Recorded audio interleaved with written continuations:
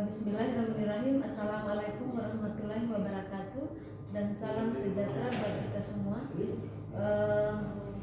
Mungkin sebelum saya mulai, saya perkenalkan nama saya Wadi Sukmawati dengan nomor stambuk B2 B1 20148. Di sini sebelumnya puji syukur kehadirat Allah Subhanahu wa taala, kita masih diberi kesehatan untuk membawakan presentase manajemen global yang berjudul Budaya dan Ragam Organisasi pada bagian bab 6. Sebelumnya saya ingin mengucapkan terima kasih kepada Profesor Dr. Nurwati SE MSI memberikan kesempatan kepada saya untuk bisa menjabarkan materi presentase. Kemudian saya mulai.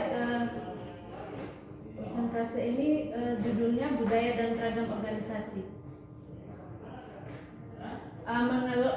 Mengelola budaya dan keragaman dalam tim global. Keragaman dan tim global adalah salah satu sumber keunggulan bersaing yang paling konsisten bagi banyak organisasi. Kemudian tim virtual, Rosen, Gibson, dan Telsut adalah kelompok orang yang bekerja saling bergantungan dan berbagi tujuan melintasi ruang waktu dan batas-batas organisasi menggunakan teknologi, berkomunikasi dan berkolaborasi. Faktor yang perlu dipertimbangkan, pertama, pendekatan manajemen seorang pimpinan bervariasi berdasarkan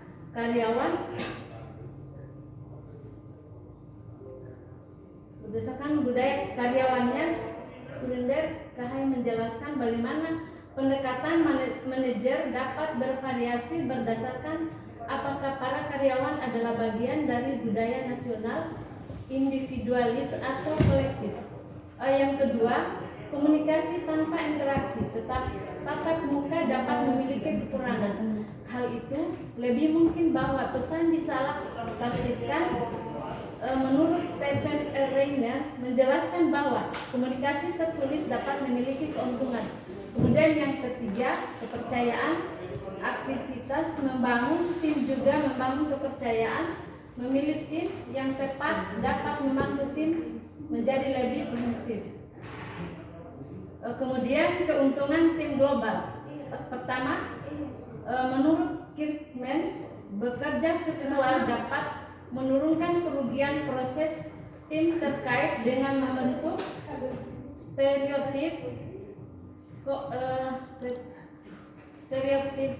konflik personal, kekuasaan politik, dan adanya genggang yang sering dialami oleh tim tatap muka. Yang kedua, menurut Reiner, memiliki anggota dengan rentan zona waktu yang berbeda benar-benar dapat menjaga proyek bergerak sepanjang waktu. Bekerja tidak berhenti, itu hanya bergeser ke zona waktu yang berbeda. Kemudian yang ketiga, menurut Reiner, kemampuan bagi organisasi untuk membawa orang bersama-sama dari geografis yang berjarak jauh dan membentuk tim kohesif yang mampu dengan cepat memecahkan masalah yang kompleks dan membuat keputusan yang efektif adalah keuntungan kompetitif yang sangat besar. Kemudian sifat organisasi, di sini definisi budaya organisasi dapat diartikan sebagai nilai-nilai dan keyakinan bersama yang memungkinkan anggota-anggota memahami peran mereka dalam organisasi dan norma-norma organisasi. Menurut Edgar Steichen, mendefinisikan sebagai suatu pola asumsi dasar bersama yang dipelajari oleh kelompok, seperti memecahkan masalah atas adaptasi eksternal dan integrasi internal, serta telah memberi dengan cukup baik mempertimbangkan dengan valid karena diajarkan pada anggota baru sebagai cara yang benar untuk memahami, berpikir, dan merasa dalam kaitannya dengan masalah-masalah tersebut. Kemudian karakteristik, keteraturan perilaku yang teramati, kemudian norma-norma, kemudian nilai-nilai dominan yang ditawarkan organisasi dan diharapkan dibagi atau disampaikan oleh para partisipan. Kemudian filsafat yang menetapkan dalam keyakinan MNC berkenaan dengan bagaimana karyawan dan pelanggan harus dilakukan. Kemudian aturan yang menentukan perilaku karyawan yang boleh dan tidak boleh berkaitan dengan bidang-bidang seperti produktivitas, hubungan pelanggan dan kerjasama antar golongan. Kemudian iklim organisasi. Berikut interaksi antar negara dan budaya organisasional. Riset Hofstede menemukan bahwa nilai-nilai budaya negara para karyawan memiliki pengaruh yang signifikan pada kinerja organisasional mereka, dan bahwa nilai-nilai pada karyawan yang mereka bawa ke tempat kerja tidak mudah diubah oleh organisasi. Menurut Andre Lauren mendukung kesimpulan Hofstede menemukan bahwa perbedaan budaya sebenarnya lebih menonjol di antara karyawan asing yang bekerja dalam organisasi multinasional yang sama daripada di antara karyawan yang bekerja untuk perusahaan di tanah asal mereka. Kemudian budaya organisasional dalam MNC. Budaya organisasional MNC dibentuk oleh sejumlah faktor termasuk referensi budaya pada pemimpin dan para karyawan. 3 aspek organisasional yang sangat penting untuk menentukan budaya organisasional MNC. Pertama, hubungan umum antara para karyawan dan organisasi mereka. Kemudian yang kedua, sistem hierarki keleluasaan yang menentukan peran para manajer dan bawahan. Kemudian yang ketiga, pandangan umum bahwa para karyawan memegang tujuan, target, dan takdir MNC dalam diri mereka. Kemudian jenis-jenis budaya organisasional. Pertama, budaya keluarga dikarakteristikkan dengan penekanan yang kuat pada hierarki dan orientasi kepada orang. Kemudian menara Eiffel dikarakteristikkan dengan penekanan yang kuat pada hierarki dan orientasi pada tugas. Kemudian budaya kendali dikarakteristikkan dengan penekanan yang kuat pada persamaan di tempat kerja dan berorientasi pada tugas. Kemudian terakhir, budaya inkubator dikarakteristikkan dengan penekanan yang kuat pada persamaan dan orientasi persamaan. Kemudian mengelola multikulturalisme dan keragaman. Fase-fase pengembangan multikultural. Fase pertama, Adler telah mencatat bahwa keragaman budaya internasional memiliki dampak minimal pada organisasi domestik. Meskipun multikulturalisme domestik memiliki dampak yang signifikan. Kemudian yang kedua, fase kedua, harus mengadaptasi pendekatan-pendekatan dan produk-produk pada pasar lokal. Kemudian fase ketiga, menemukan bahwa harga cenderung mendominasi semua pertimbangan-pertimbangan lain dan pengaruh langsung dari budaya sedikit berkurang. Yang selanjutnya kemudian fase keempat, pengaruh budaya menjadi sangat penting. Kemudian jenis-jenis multikultural. Pertama, multikultural domestik. Perbedaan polusi secara budaya dapat ditemukan dalam organisasi hampir dimanapun di dunia, yang meliputi etnis, bahasa, dan sebagainya. Kemudian kelompok multikultural. Pertama, kelompok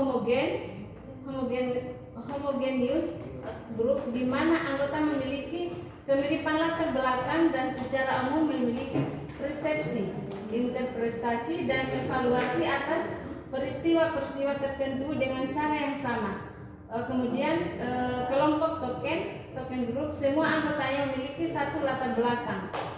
Kemudian kelompok bikultural group, di mana 2 atau lebih anggota mempresentasikan masing-masing 2 budaya yang berbeda. Kemudian kelompok multikultural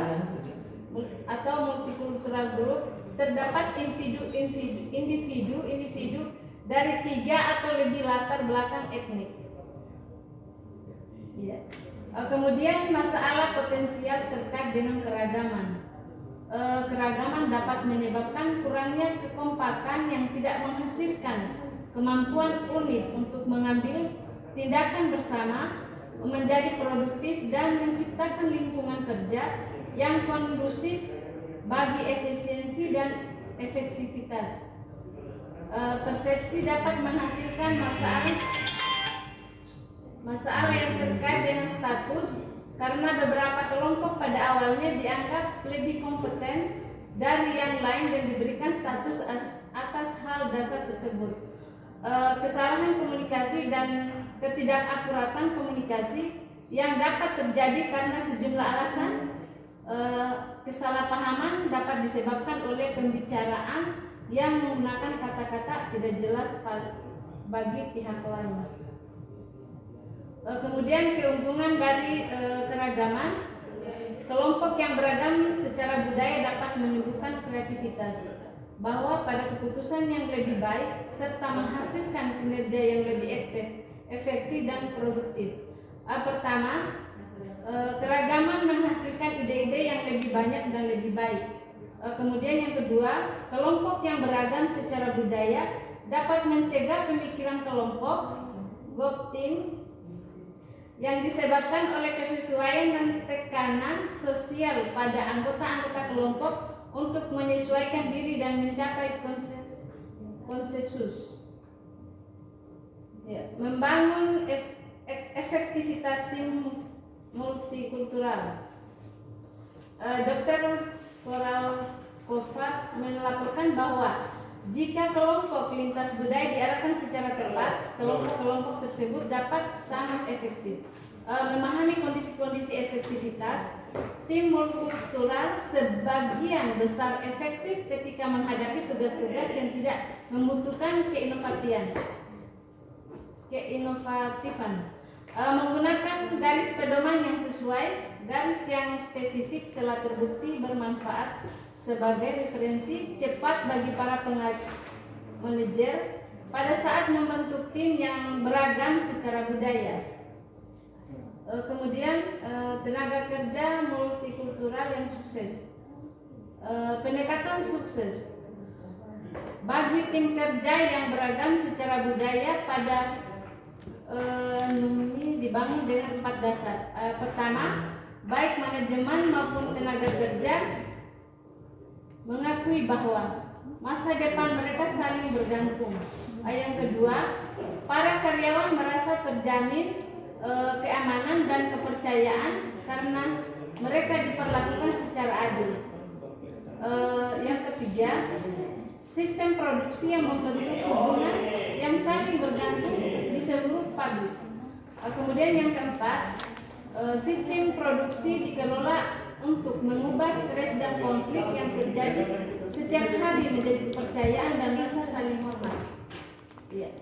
Jadi untuk presentasi saya cukup sekian dan terima kasih. Apabila ada yang kurang mohon dimaafkan, dan saya tutup dengan ucapan wabillahi taufiq walhidayah. Wassalamualaikum warahmatullahi wabarakatuh.